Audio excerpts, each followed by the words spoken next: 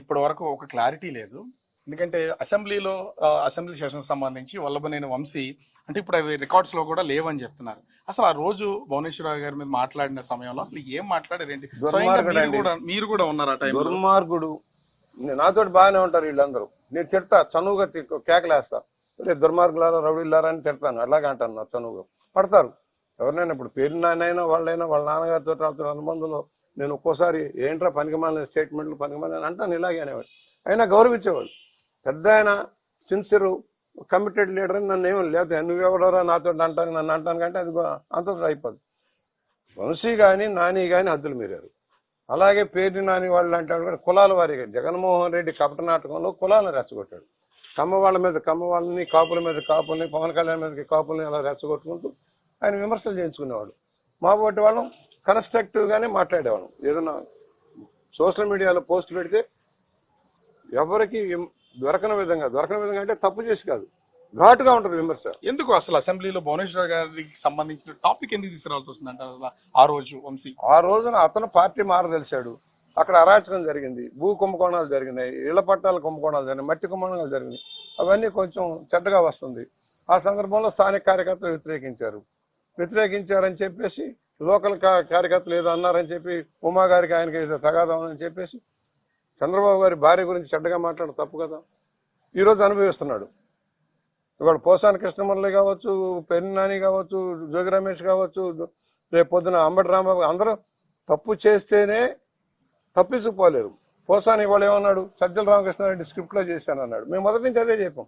అసలు కారకుడు జగన్మోహన్ రెడ్డి, సజ్జల రామకృష్ణారెడ్డి వీళ్ళందరితోటి బూతులు మాట్లాడిస్తున్నారు అన్నాం. అది ఇవాళ రుజువు అవుతుంది. కానీ ఇప్పటితోనే అరెస్టులు ఆగిపోతాయి, ఇంకా కొనసాగే అవకాశం ఉందా? అసలు ఏమంటారు మీరు దీని గురించి? ఆ ప్రభుత్వం తప్పులు చేసిన వాళ్ళని మందలించకపోగా వెంటేసుకొచ్చింది.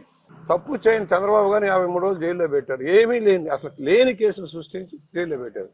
వాళ్ళు మేము అడుగుతా ఉన్నాం, మీరు బూతులు తిట్టేసి ఆఖరికి పవన్ కళ్యాణ్ గారి భార్య గురించి, పిల్లల గురించి, సంతానం గురించి చెడ్డగా మాట్లాడమని ఎలా క్షమించాలి? ఎందుకు క్షమించాలి? అందువల్ల శిక్ష తప్పదు. కానీ ఇక్కడ ఇంకొకటి విమర్శ కూడా ఉంది. అరెస్ట్ అవుతున్నటువంటి వాళ్ళు అటు వల్లభనేని వంశీ గాని, పోసాని కృష్ణమురళి గాని, తర్వాత కొడాలి నాని గాని, వీళ్ళందరూ కమ్మ సామాజిక వర్గానికి సంబంధించినటువంటి వాళ్ళు చంద్రబాబు గురించి యాంటీగా మాట్లాడారు కాబట్టి వీళ్ళు కూడా ఎదుగుతున్నారు కాబట్టి ఎదుగుతున్న వాళ్ళని కట్ చేయాలనే ఉద్దేశంతో తెలుగుదేశం కులంతో రాలేదు. ఇప్పుడు నేను కులం అంటే నేను నా సంగతి ఏంటి? కులం కాదు, తెలుగుదేశం అందరిది. బీసీలు, రెడ్లు అందరూ ఉంటారు. కానీ ఇప్పుడు కూడా పేరు నాని ఒక సవాల్ చేస్తున్నాడు, దమ్ముంటే నన్ను అరెస్ట్ చేయండి, కొడాలి నాని అరెస్ట్ చేయండి అని. అంటే వాళ్ళ వైపు ఏం తప్పు లేదని దాన్ని చూపించుకునే ప్రయత్నం చేస్తున్నారు అనుకోవచ్చా? ఇలాగే వంశీ సవాల్ చేశాడు, అలాగే సవాల్ చేశాడు పోసాని కృష్ణమురళి. ఈ సవాల్ చేసిన వాళ్ళందరికీ ఒక రోజు కాదు రేపు పొద్దున దుర్యోధనుడి బయటకు అయితే పట్టబోతుంది. సో రాజకీయాలు అంటే ఇందాక స్టార్టింగ్ లో మీరు మాట చెప్పారు, డబ్బుతో ముడిపడిపోయిన రాజకీయాలు అని. ఇప్పుడు కక్షపూరిత రాజకీయాలు ఇది కొనసాగుతుంది అనుకోవచ్చు? మేము కక్ష లేదు, కానీ తప్పులు చేసిన వాళ్ళు వదలము. తెలుగుదేశం కార్యకర్తల్ని, నాయకుల్ని అక్రమ కేసుల్లో ఇరికించేసి తప్పుడు కేసులు పెట్టి భయభ్రాంతులకు గురి చేసిన వాళ్ళని వదిలే ప్రశ్నే లేదు. వాళ్ళందరమే చర్యలు ఉంటాయి తప్పకుండా. రోజా ఏం మాట్లాడిందో మీకు తెలుసు. పోసాని కృష్ణమురళి వీడియోలు చూస్తారా?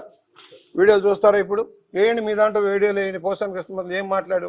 వాళ్ళకి శిక్షించాల్సిన అవసరం లేదా? అయిపోయింది, నేను రాజకీయాలు మానేసి సరిపోద్దా? అధికార మదంతో నోటికి వచ్చినట్టు కారు కోతలు కోసిన వాళ్ళు, క్యారెక్టర్ అసాసినేషన్ చేసిన వాళ్ళు, కుటుంబాలను రోడ్డు మీద రాని మహిళలను కూడా రోడ్డు మీద గీర్చిన వాళ్ళని వదలాలా? ఎందుకు వదలాలి? సో ఇప్పుడు వరుసగా జరుగుతున్నటువంటి ఈ అరెస్టులకు సంబంధించి లోకేష్ రెడ్ బుక్ లో నోట్ చేశాడు. ఆ రెడ్ బుక్ ఒక్కొక్కటి ఓపెన్ అవుతుందని ఇంక ఎంతమంది పేర్లు ఉండొచ్చు దీంట్లో? ఆ రెడ్ బుక్ లో ఎంతమంది ఉన్నాయి?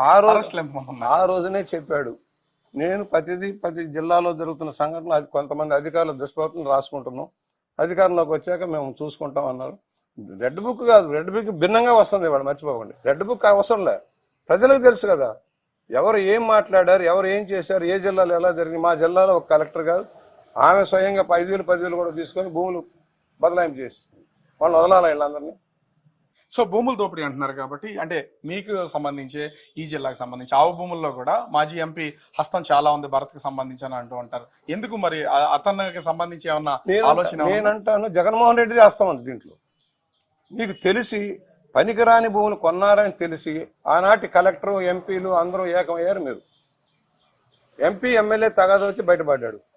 అసలు నిలువెత్తు నీళ్లు ఉంటే ఈ రోజు కూడా నీళ్లు ఉన్నాయి. పదండి చూద్దాం. ఇప్పుడు అన్ని 100 కోట్ల రూపాయలకు సంబంధించి జరిగినటువంటి ఈ భూమాఫియాకి సంబంధించి మీ ప్రభుత్వంలో ఏమన్నా దీని మీద ఎంక్వైరీ విచారణ తప్పకుండా వాళ్ళు ఏం చేశారంటే ఇరిగేషన్ డిపార్ట్మెంట్ తోటి తప్పుడు ప్రకటన ఇప్పించారు. ముంపు ప్రాంతం కాదని కోర్టులో అఫిడవిట్ చేశారు. కోర్టును కూడా తప్పుదారి పట్టించారు. ఇవాళ కోర్టులో అఫిడవిట్ వేయాలి, మళ్ళా వేసి విచారణ జరగాలి ఎలా దోపిడీ జరిగిందో. ఇవాళ కూడా నిలువెత్తు నీళ్లు ఉన్నాయి. ఎలా ఇల్లు కట్టుకుంటారు? 30 కిలోమీటర్లు వెళ్ళి ఇల్లు ఎలా కట్టుకుంటారు? వీటన్ని సమగ్ర విచారణ జరగాలి. అవసరం ఇదే కాదు, రాష్ట్ర వ్యాప్తంగా జగనన్న కోణంలో జరిగిన దగా మీద విచారణ జరగబోతుంది. చేస్తారా ఏమన్నా విచారణ కమిటీకి